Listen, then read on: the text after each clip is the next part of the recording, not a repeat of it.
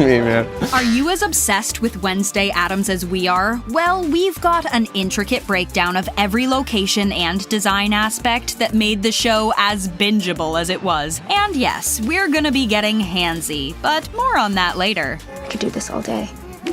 Number 1. Everyone's favorite dismembered hand. We were losing it when we found out how Thing was really brought to life. Thing was completely practical. He was played by an actor and magician named Victor. Victor was completely wrapped in a blue bodysuit, and the only visible part of him was, obviously, his hand. He was often wheeled alongside Jenna Ortega on a camera dolly, hiding the rest of his body, underneath tables, behind corners, and many times behind Jenna herself. And don't worry, we've got more on Jenna soon. We've praised her for her ability to convey emotion without expression, but we've gotta give props to Victor for conveying so much with just his hand. It's a really hard process because you have to show emotion through a simple hand that doesn't have a voice or subtitles. It's a lot of hard work to show emotion through a hand. I know a lot of people won't understand, but after they see the season, they will get it. Number 2. Did you notice how Wednesday always stands out, even when she's only in black and white?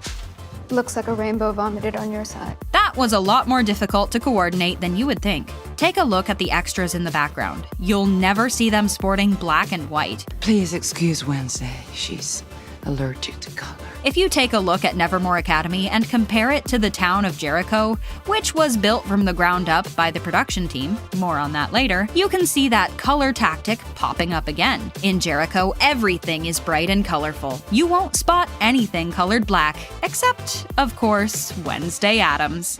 Number 3. Your typical New England town built specifically for the show. One of the inspirations behind the look of this town was Vermont, which was actually a lot more of a challenge to capture than the crew had imagined. Also, fun fact, did you know that the stores, or rather the facades of stores, were based on Charles Addams' original illustrations? There are so many little ways the show pays homage to its predecessor. The production team also brought on architecture and sculpting students from Bucharest to bring the town to fruition. There was very little CGI used in the creation of Jericho. Production designer Mark Scruton had a field day setting up this town. Being able to design worlds from scratch is what makes my job so rewarding, but being able to do it for Tim Burton is a gift. Number 4. The gargoyles are more than an addition of Gothic architecture. Did you notice that the gargoyles all show different emotions? They might also hold a clue to the show's big mystery. Let us know in the comments if you spotted it. Not only that, but the gargoyles also represent the different supernatural creatures that attend the school. Even the archways were designed to look like demonic faces. Welcome to the corn. To Pentagon. Number 5. One of the most unique aspects of the show is where it was filmed. You won't see a lot of media take place in Romania. All 8 episodes of the show were shot across 70 sets across 6 sound stages and several locations throughout Bucharest, Romania. One of the major locations used for the Nevermore exterior and aerial shots was CANTACUZINO Castle. Mark Scruton envisioned a New England Gothic mansion as the setting for the eccentric school. Special effects were used to build on top of the roof to give it more of that classic Addams Family vibe. If you were to see this castle in real life, you'd realize that it looks a lot more inviting and way less spooky than it does on Wednesday. You will love Nevermore. It's a magical place. Number 6. Let's take a look inside Principal Weem's office. I did send a photograph of myself in my office to my agent and said, "Is this what your office looks like?" This amazing set is actually a historic house and monument built in 1874 that's utilized for Principal Weem's office and the mezzanine right outside. It's located on Victory Avenue, right in the heart of downtown Bucharest. Did you spot the bear in the very back of her office? That's an Easter egg we're gonna get into a bit later. I know the suspense is killing you. Number 7. Let's get more into Nevermore. This stunning castle is another historic landmark in Bucharest. The style is French, neo-Gothic, and was designed and built between 1911 and 1923. Some of its most telling features are the alluring staircase, the stained glass windows, the surrounding handrails, columns, and its bright red brick exterior. Number 8. A lot was built from scratch at BUFTEA Studios. We're talking about the entire town of Jericho, Pilgrim World, the Sheriff's House, and the quad. It makes sense they would do so much there, as it's Eastern Europe's largest and longest film studio that's been active in cinema for over 60 years. They do everything from construction services to props, wardrobe, and post-production. Number 9. Also known as the Gates Mansion. This set can be described as a very, very old house out in the countryside. The production team did an entire rework of the house to make it Wednesday appropriate. We did extensive work to it, including building the double garage, a new entrance and driveway with the iron gates, and breaking down the whole interior to give it the correct abandoned house look. Number 10. There are so many hidden references in the series. Which ones were you able to pick up on? Did you notice the back wall in the weather vane cafe? There are a bunch of metal weather vanes screwed to the wall. They were designed to reference Tim Burton's other movies. Tim was always our first choice for the series Wednesday. Or that the stuffed bear in Principal Weem's office is a nod to the stuffed bear in the Addams Family house in the original show from the 1960s? What about the music? Did you notice the use of the harpsichord throughout the show? That's another nod to the music from the original Addams Family TV show. Number 11. Where the Black Cats took their well-deserved victory. For the record, I don't believe I'm better than everyone else. Just that I'm better than you. This iconic competition was filmed across 2 lakes in Romania. We're going to state the obvious. Wednesday is chock full of Edgar Allan Poe references from this lake competition to the Raven Dance. The story behind the Poe Cup, not only the fact it was filmed in the lakes that are called some of Romania's hidden treasures, but that it's an actual tradition dating back 125 years and named for Nevermore's most famous alumni. We couldn't think of a better setting for this competition to take place. Let the Poe Cup begin! Number 12. There are so many little details in every costume. Did you notice Principal Weem's costume was influenced by Tippi Hedren's look as Melanie in Alfred Hitchcock's The Birds? When it came to the way everyone looked in costume, not one detail was too small. There's a lot to be said about every costume piece, but according to the designer, Colleen Atwood, who is Tim Burton's longtime collaborator, her approach was to simply modernize the Addams Family, but still bring us that hint of nostalgia. With Wednesday, we can nail the iconic look right away with a nod to the original, pointed collar, little print dress, and modernized platform shoes, and then put her in an environment that she totally contrasts with, an American happy time public school. Then you've given the nod to all that's come before. I wish you luck. We were definitely impressed with the attention to detail and incredible lack of CGI when it came to Wednesday. What did you think about the set design and all the little details we definitely missed our first time around? Give us your thoughts in the comments. You're gonna see sides of her in this series that you've never seen before. Are you ready to find out everything we know about Wednesday Addams? Like, did you know Tim Burton handpicked the entire cast? Or that Jenna Ortega performed her own stunts and got to work with the OG Wednesday, Christina Ricci? I know the suspense is killing you. Number 1. How many times did you see Wednesday blink? There are little Wednesday mannerisms sprinkled throughout Jenna's performance that only super keen eyes would be able to see. It's funny, I think my posture has improved immensely since working on that job. Her posture was always perfect, and her arms and hands stay pretty stationary most of the time. At some point during the first couple weeks of shooting, I did a take where I did not blink at all. Tim Burton loved that take, so he and Jenna decided that it would be one of Wednesday's weird mannerisms. She didn't even know she was doing it half the time. It just sort of happened every time she would reset for a take. I would drop all the muscles in my face, and Tim really liked the Kubrick stare where I stared through my eyebrows. Number 2. Jenna was in a non-stop cycle of work for 8 months straight. We're talking a minimum of 12-hour workdays. I would wake up around 4:30. I would be picked up around 5:20-ish. By 6 a.m., she's in wardrobe, by 6:30, she's in hair and makeup, and by 8 a.m., she's on set. We would do 12-hour days. We would have rolling lunches, so we just eat when we could. Then in the evening, by around 6 o'clock, she's in stunt rehearsal because on top of all this, she's doing her own stunts and fight sequences. More on this later. And then I might have a cello lesson, and then I go home. That was my day. That was my life for 8 months in Romania. Number 3. The shoot days were extra long for a reason. Tim Burton and Jenna Ortega wanted to do as many different takes as possible to really nail down Wednesday's characterization for every single scene. And every single one of these takes were on camera. We're hoping to see an extended edition with all the bloopers. Looking at you, Tim. Number 4. Her hair was one of the most important factors. Everyone knows Wednesday Addams as the girl with the signature long, dark braids. But it was important to Tim Burton to establish some sort of difference between who she was then and who she is now.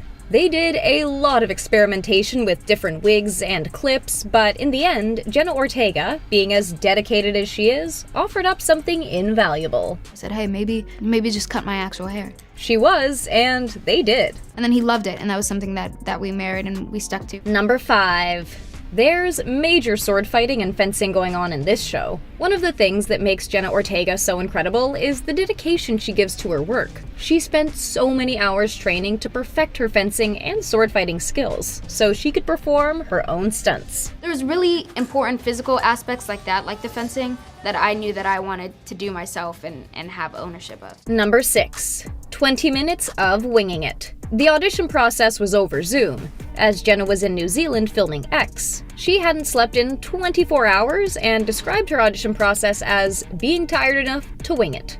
The audition only took 20 minutes. Soon after, she had to pack up and move to Romania for 8 months. When you're approached with a character like this, and a director like this, and a story like this, it's very compelling. You don't know when you're going to get the opportunity to do something like that again. I knew that I just had to take it. Number 7. Every single detail was intentional. When creating Wednesday's look, no detail was too small. The show's creators had a lot to say about her look. Everything about her look was intentional. Wednesday's shoes, for example, are next level. Every teenage girl in the world is going to have serious shoe envy once they see them. When you first see Wednesday, she's in her iconic white-collared black dress outfit. But then as the show goes on, her style evolves. They always wanted her to stand out from the crowd in some way.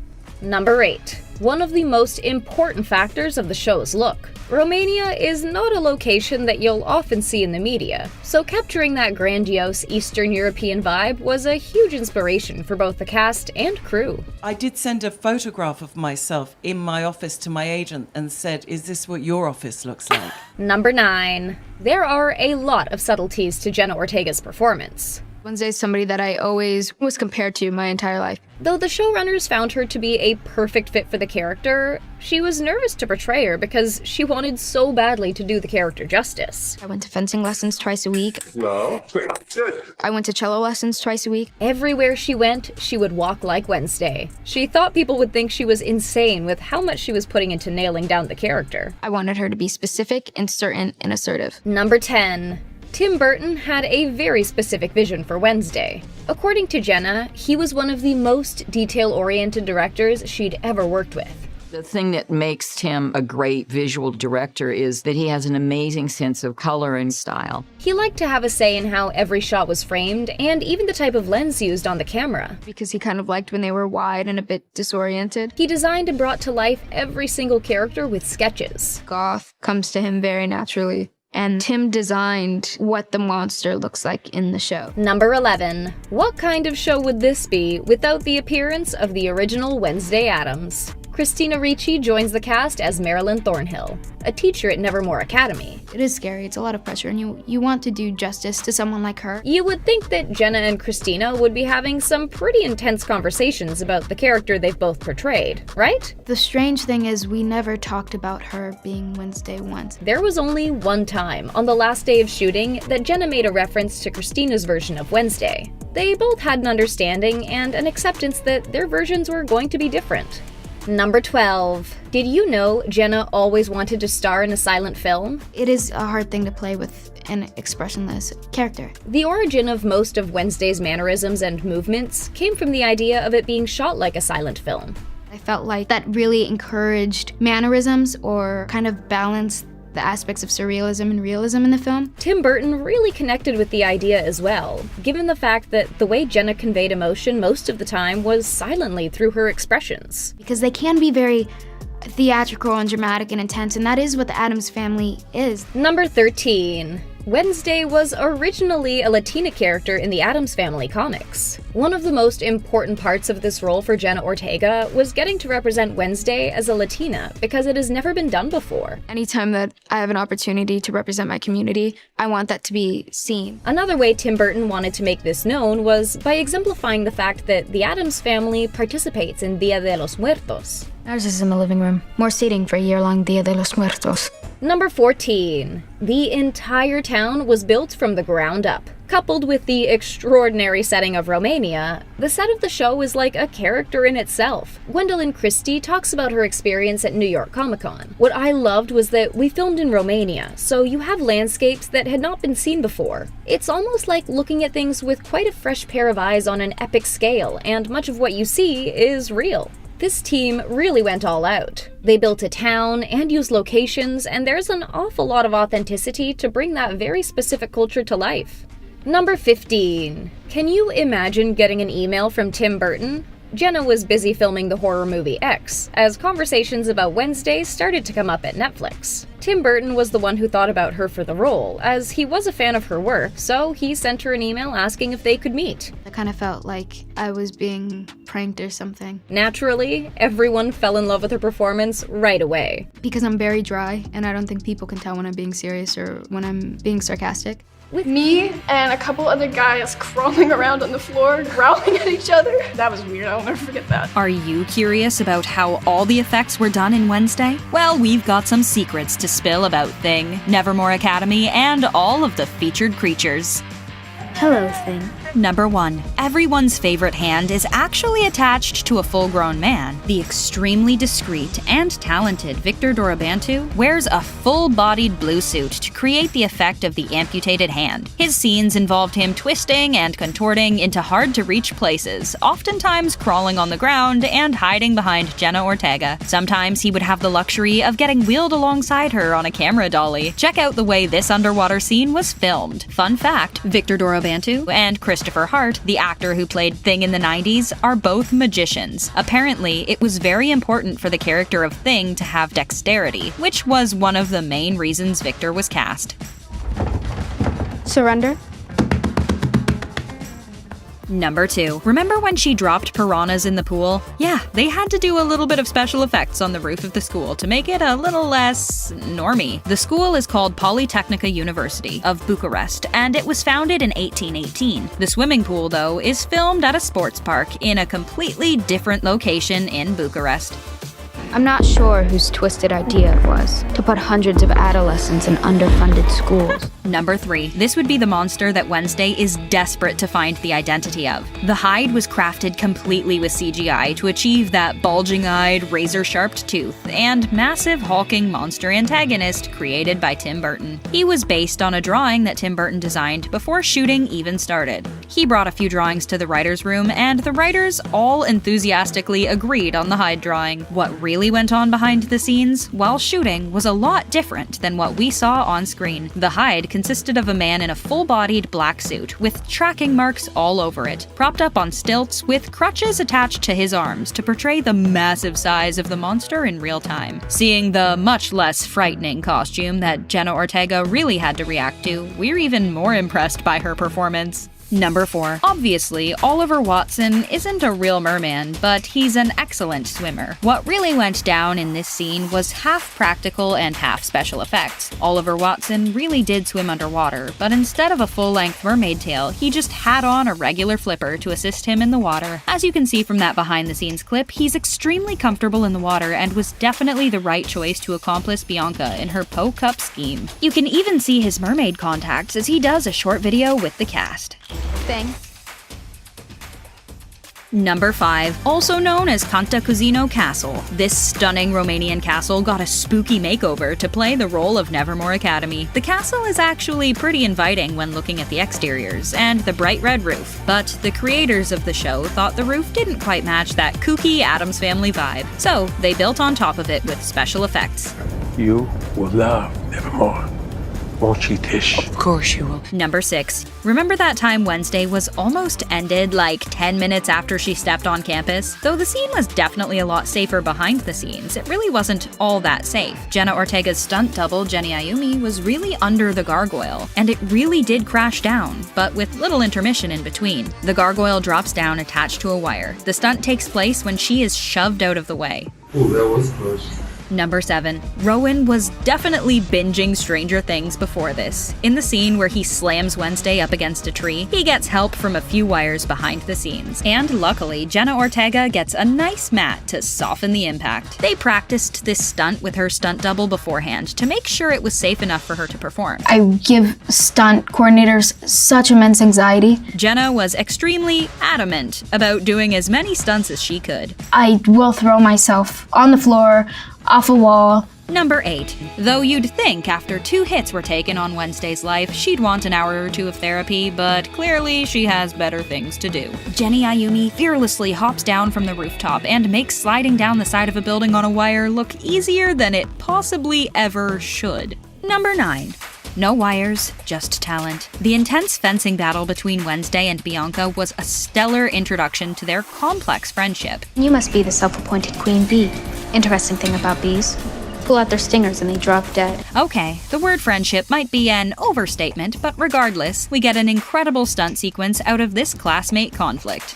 Your face finally got that splash of color it's so desperately needed. Number 10. Some of it was at a lake, and some of it wasn't. The Po Cup was filmed across 2 lakes in Romania, but there was also a set built at BUFTEA studios. There were even some pretty hilarious mishaps that happened while shooting, causing the entire cast to need a major wardrobe change. This is what could have happened if Thing hadn't saved the day by decking Kent in the face. I want to welcome you all to the Edgar Allan Poe Cup. Number 11.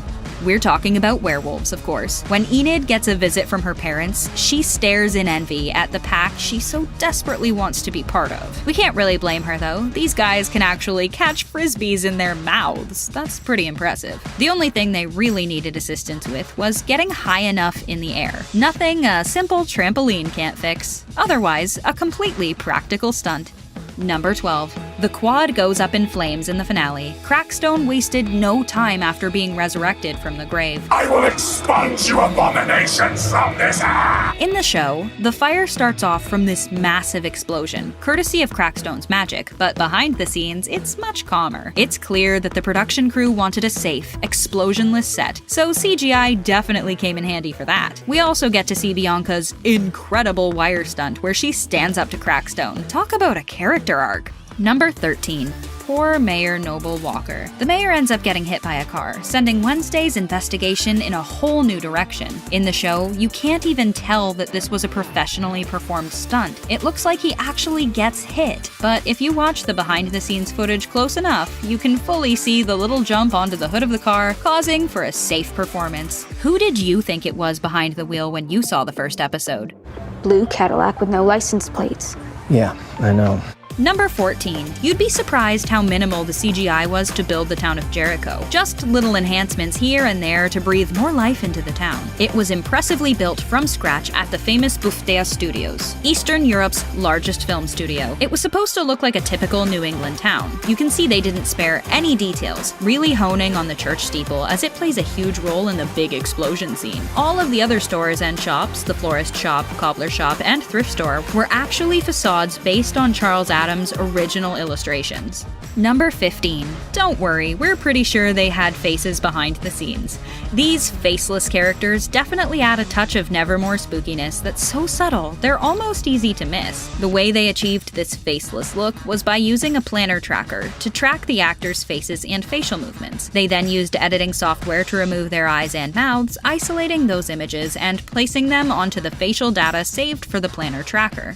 And what did you think about Wednesday CGI and special effects? It's pretty incredible how many things were completely practical, from the sword fights, the major stunts, the Po Cup, and of course, Thing. What part of the movie magic was your favorite?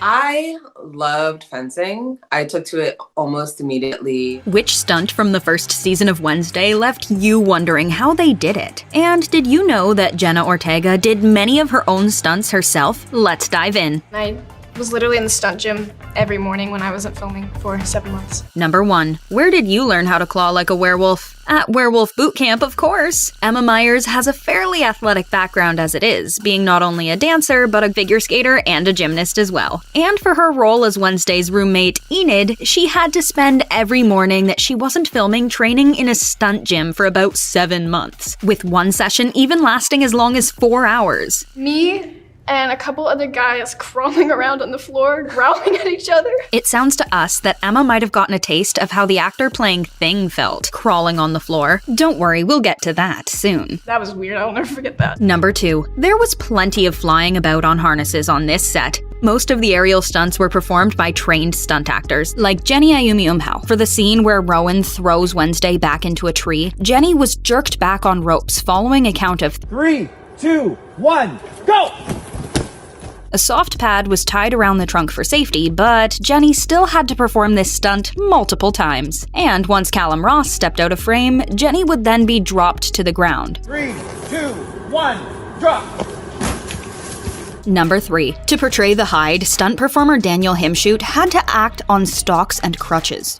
When discussing the difference between a stunt performer and a stuntman, Daniel said that a lot of it really boils down to a physical theater, sort of physical acting ability. And he would know, Daniel also served as stunt double for Garrett Gates during his fight scenes, which he described as being uncomfortable, considering he was standing under a heavy rain rig in the Romanian winter.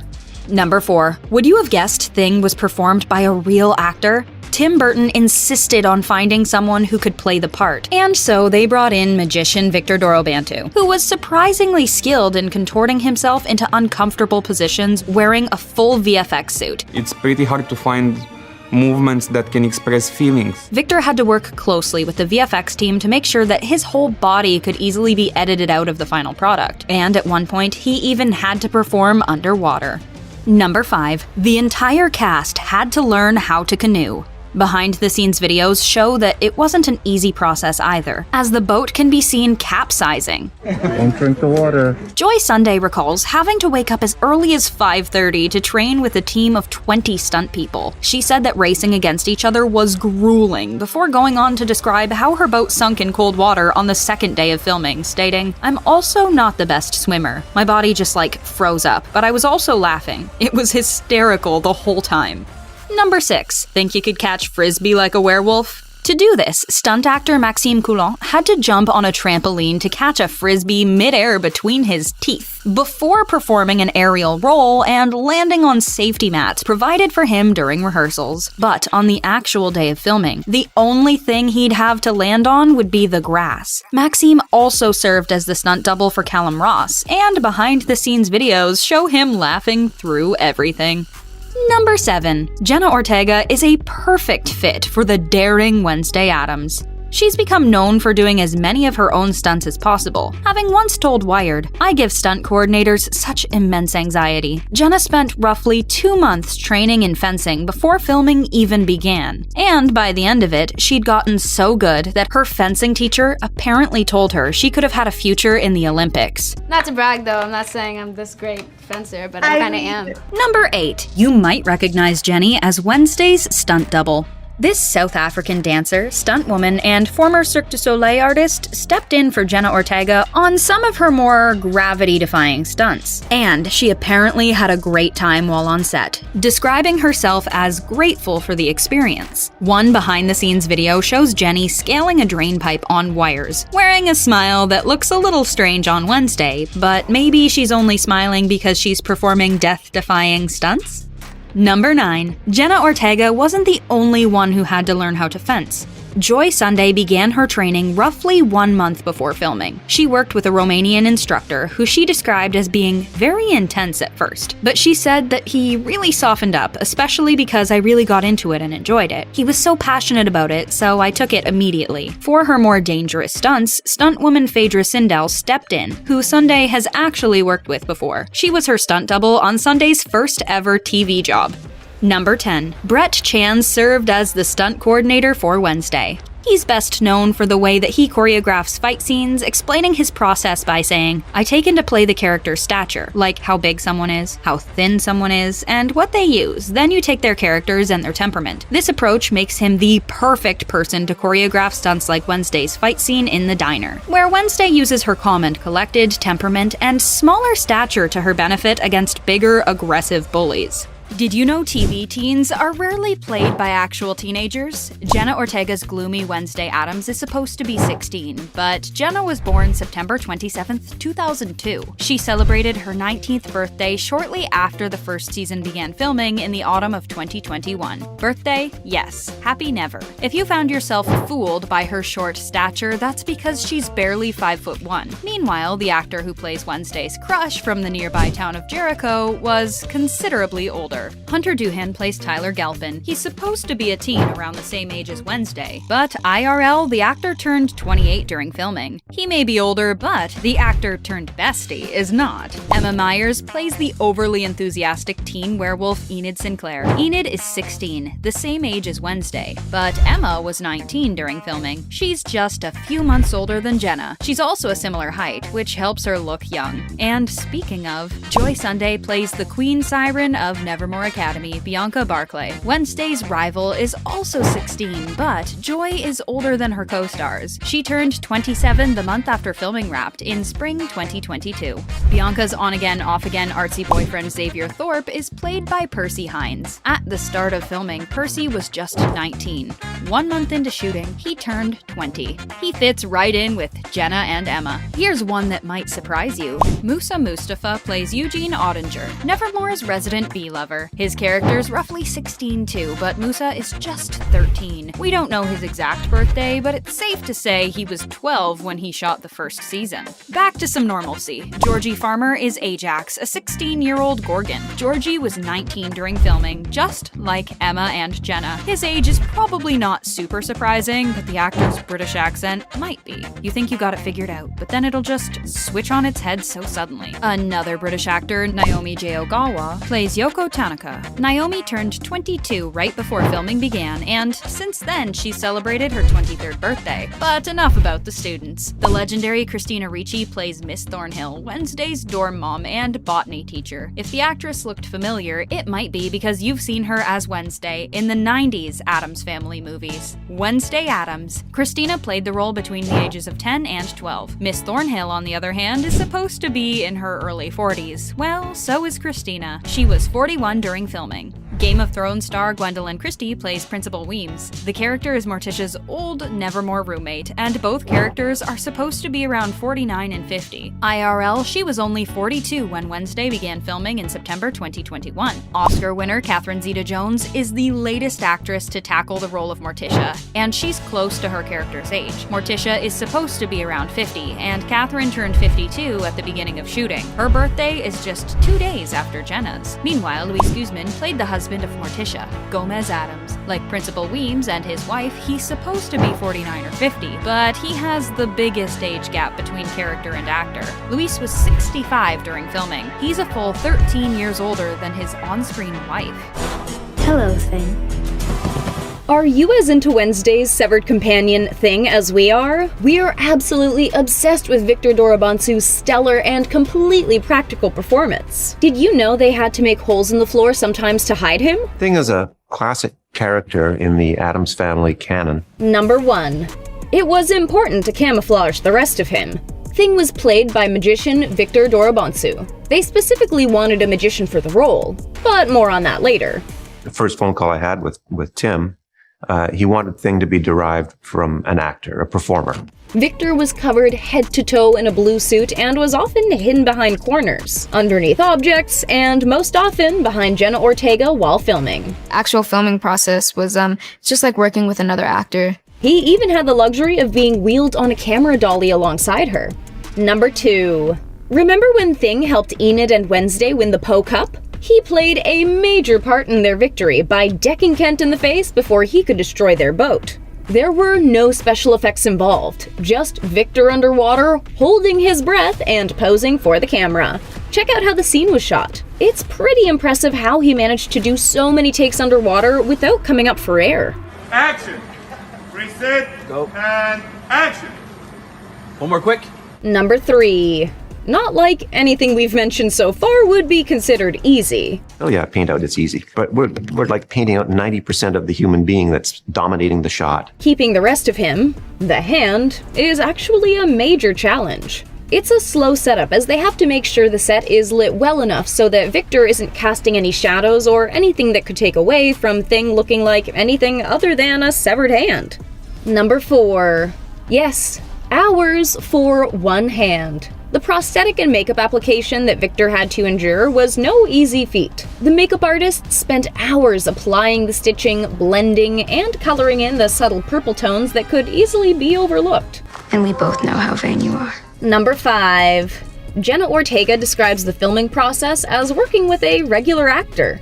You're, reacting and he's speaking, he's signing. Victor had to develop the particular way that Thing would essentially speak to the other characters. It's pretty hard to find movements that can express feelings. Jenna had no issue at all talking to a hand. With Jenna, she accepted it really quickly that she's talking to a hand. The only part she struggled with was when she had to pretend he was there when he really wasn't. Did you really think my highly trained olfactory sense wouldn't pick up on the faint whiff of neroli and bergamot in your favorite hand lotion? Number 6.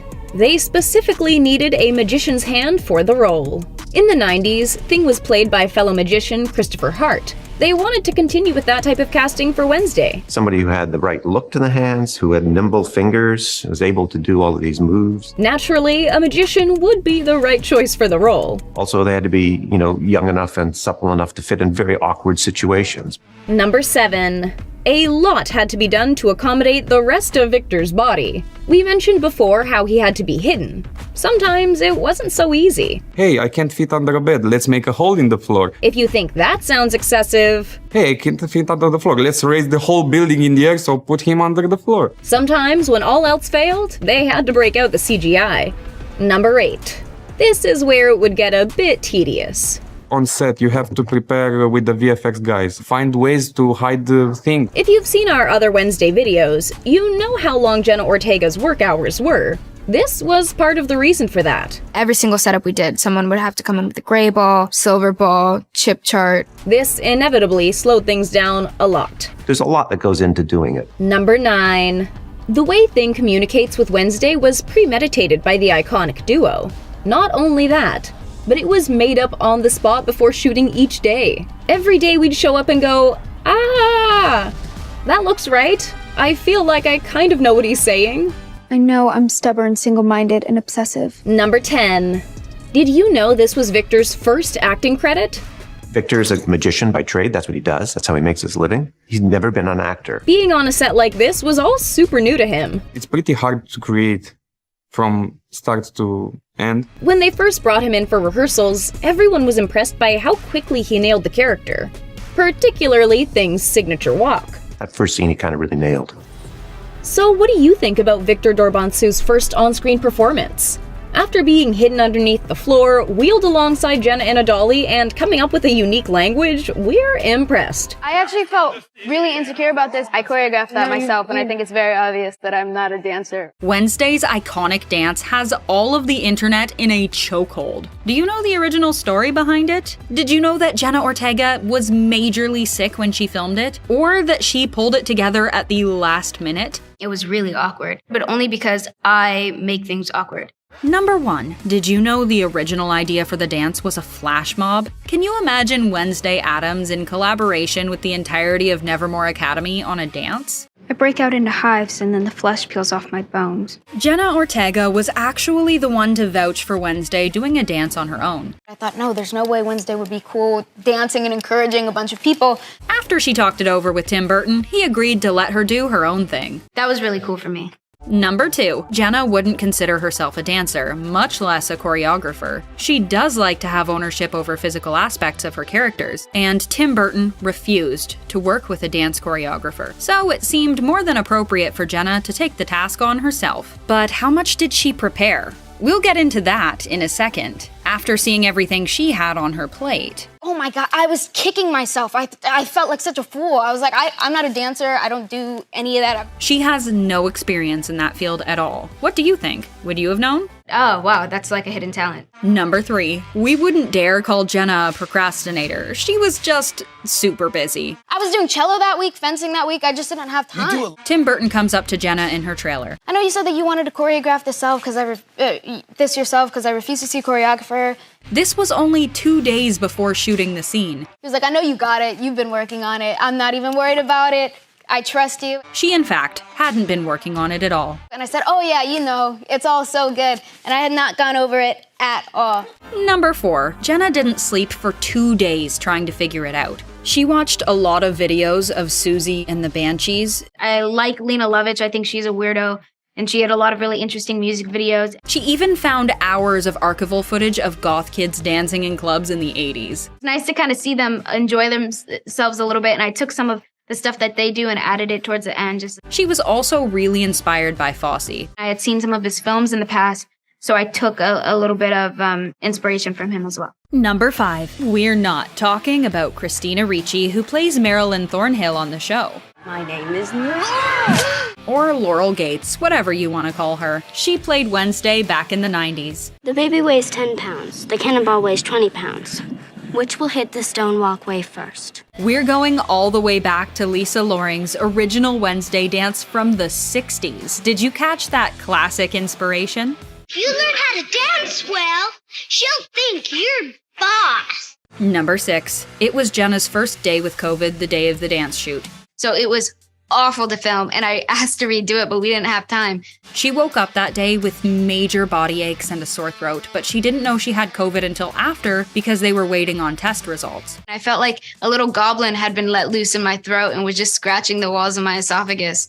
Number 7. There was actually quite a bit of it. We mentioned before that a big inspiration behind Jenna's moves was Susie and the Banshees. I feel kind of bad because I ripped off a couple of her moves. She used a few of Susie's moves as improvised filler in between some of her other choreographed moves. Where she's just going like this for a really long time, and she's just singing at the stand or whatever, and I did that as filler. Those moves proved to be useful while she was waiting for another move or a camera movement. Because I just had to throw stuff in there to kind of improvise. Number 8. That song was picked by both Jenna Ortega and Tim Burton. Jenna read the script for episode 4 pretty early on, but they didn't have any idea what kind of dance they wanted or even what song to play. A week before we shot the dance, he chose the song Goo Goo Muck by the Cramps. Jenna actually was pretty ahead of the game and made a playlist with potential songs for the dance number. And the Cramps is one of my favorite bands ever, so I was super excited, super pumped. It was on my episode 4 playlist. Oh, somebody's gonna get it. She bad. She's not kidding around. The cast of Wednesday has a lot to say about the show. Do you know the backstory behind Jenna Ortega's iconic dance number? Or what about Christina Ricci's history with the character Wednesday? Number 1. Truly an iconic number, choreographed by Jenna Ortega herself. This is my favorite scene. We brought this up so many times. This dance has everyone on the internet in a chokehold. It's inspired so many remakes, TikTok videos, and even Lady Gaga had to hop onto the trend. The funny thing about this, though, is Jenna wouldn't even consider herself a dancer, much less a choreographer. I choreographed that myself, and I think it's very obvious that I'm not a dancer. Not one single person agrees with you, Jenna. Oh my god, man. I could watch an entire show of just this. Did you also catch the reference to Wednesday's original dance number? Number 2. There would have been a riot if we lost Thing. I feel like this is gonna be the most emotional moment of the whole show. This is the only scene where we actually see Wednesday express some pretty intense emotions, though Jenna Ortega found it to be a bit campy behind the scenes. No, it's kind of campy, which I appreciate. Considering Jenna is actively making a name for herself in the horror scene, she starred in the movie X, Scream, and The Babysitter Part 2, it's no surprise that this Wednesday sequence is one of the campier horror scenes she's shot throughout her career. Number 3. Thing gets shocked back to life. Promise that whoever did this to you will suffer. This was actually one of the more awkward scenes for Jenna to shoot. If you've seen our other Wednesday videos, you would know that some of the most difficult scenes for her to get through were the ones where she had to hold or carry Thing. I love just picturing you cradling Victor's hand. The reason why it was so awkward for her was because in those types of scenes, she was usually playing pretend. She didn't always have something to hold or pick up. It's so outrageous. Number 4. Everyone loved Christina Ricci's performance here. Please don't make this more difficult than it already is, Marilyn. My name is Laurel. Everyone in the cast thought Christina was the perfect person to play the sinister villain in the end, mostly given the fact that no one would ever suspect her. Christina, with all of her charisma and dynamic personality. The cast actually knew the secret before even being handed the script, but obviously had to keep it tight under wraps. It makes it even more of a twist if you think about the fact that Christina played the OG Wednesday back in the 90s. This is my costume. I'm a homicidal maniac. They look just like everyone else. Pretty wild. Number 5. We've got some stellar acting from a blue man under a table. Also, Victor killed that. Was that really him doing Yeah, that? that was Victor, a blue man under the table just going... As most of you probably already know, Victor Dorobantu is the magician who plays Wednesday's severed sidekick, Thing. That's Thing. Is he like your pet? Most of his job description involves hiding under beds, tables, and behind Jenna Ortega while performing a scene. We can imagine just how much his body aches after the long workdays in Romania everyone endured filming this show. Fred Armisen was definitely feeling it that day. And I was like, I just want to go home, guys. Come on. Number 6. Jenna Ortega knows Wednesday would never cry over anyone else. It's also a really important moment for Wednesday. I think it's the only time we really see her cry. When talking about Wednesday's love interests, Jenna feels strongly about Wednesday's aversion to it. I'm glad that it was over him, though. I don't think it would have made sense over anything else. She thinks the character couldn't really care less about anyone, except, of course, for Thing. I love this line. If you die, I will kill you. And eventually Enid. She was happy to see her relationships come full circle in the end, but more on that later. Number 7. One of Jenna Ortega's newfound skills. We filmed this on my 19th birthday. If I was in a sword fight like this, I would just be like, you win. Jenna learned a lot of skills and worked incredibly hard on camera as well as on her days off. In her spare time, she learned to fence, speak German, and play the cello for the role. There's so many pieces of coverage and bits, and also fencing costumes just look so cool. They're so cool. It was crucial to her that she was able to do a lot of the physical aspects of the show, like the fencing. There's really important physical aspects like that, like the fencing, that I knew that I wanted to do myself and have ownership of. Number 8. Jenna doesn't take Wednesday's relationships lightly. Wednesday's very cold and closed off in the beginning, and you know, the way that she's always been. Her reaction to seeing the end of season 1 was mostly in response to Wednesday's relationships coming full circle. I think for me, just that emotional aspect was the most satisfying or most rewarding for me. Particularly the heartbreak of losing Principal Weems and the hug she and Enid share at the end of the big showdown. It's clear Wednesday has changed as a character. Number 9. We finally get to see Enid wolf out. In the final episode, Enid, who has had severe performance anxiety when it came to transforming into a werewolf, finally takes her true form to fight the incredibly dangerous Hyde. I remember going into ADR and seeing our final fight scene, Yeah. even when it still had the stunt guys in it. It was a highly anticipated moment for the cast and audience alike. She was pivotal in the success of Nevermore. I texted you, I was like, it's really cool. It's so weird. Number 10. Some of the actors' favorite parts of shooting were getting to watch their co-stars act. Watching you guys do this was so fun. A lot of this cast would have serious FOMO if they missed a major scene or something they thought was really good in the script. Circling back to Wednesday's dance scene, everyone really wanted to be on set that day to watch. I hadn't seen, we hadn't seen her do this. Yeah, no. And can we blame them? Number 11. Did you know you can watch Wednesday in nearly every language? Even with your eyes closed, you can still tell which character is speaking, even if you don't know the language. Você nesse uniforme traz lembranças muito terríveis, não é mesmo? Papi. Gomez. A lot of doting in that voice. Yeah. There's no one more doting or concerned than Wednesday's father. And of course, you can always tell it's Wednesday by the lack of emotional inflection. それはデマよ。私は殺した相手を切り刻んでペットの餌にするの。I think it's me. There's not enough emotion or range. Enid's voice is one of the most distinct in the entire show. Jenna has no problem calling her out about it either. If it were you, it'd be really obvious. Yeah. Number 12. This is one of the first times we see the Addams family as part of a regular society. We get to see Wednesday front and center leading the show this time, which is amazing. For obvious reasons, the Addams family has never fit in much with the outside world because of their notably creepy and kooky nature. The Addams family always used to kind of exist outside or on the periphery of society. They literally have a severed hand as a family member. We can't exactly see things showing up for PTA meetings or anything. Because of that, the Addams family being so integrated as Wednesday leads the narrative was one of the cast's favorite aspects of the story. And so it's fun to see them be a part of our world. Especially because we've never seen Wednesday as a teenager before, only as a child. Even after spending over 8 months filming the show, the cast of Wednesday still clearly enjoys watching their co-stars' most iconic scenes. What was your favorite moment the actors watched? Any disagreements? Let us know down in those comments.